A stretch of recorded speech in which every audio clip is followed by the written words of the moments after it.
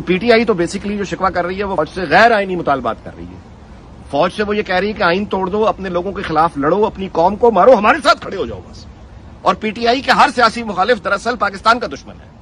P T I کا ہر سیاسی مخالف، عمران خان کا ہر سیاسی مخالف دراصل ملک کا دشمن ہے. لہذا اس کو دشمنوں کی طرح ٹریٹ کرو. فوج کو یہ کام کرنا چاہیے. یعنی نواز شریف کو یہ کہنے والا کہ یہ فوج کو پنجاب پولیس بنانا چاہتا ہے، یعنی یہ الزام لگانے والا عمران خان اب چیف آف آرمی اسٹاف کو دراصل عثمان بزدار بنانا چاہتا ہے، پنجاب پولیس سے ایک قدم آگے بنانا چاہتا ہے.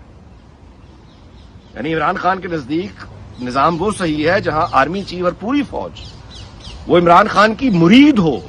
مرید آپ نے دیکھا کہ نون لیگ کا سپورٹ بیس تو کھل کر تنقید بھی کرتا ہے اپنی قیادت پر، دلیل بھی رکھتا ہے ان کے سامنے، اختلاف رائے کا اظہار بھی کرتا ہے، اور اس کے باوجود وہ قیادت کے قریب بھی رہتا ہے.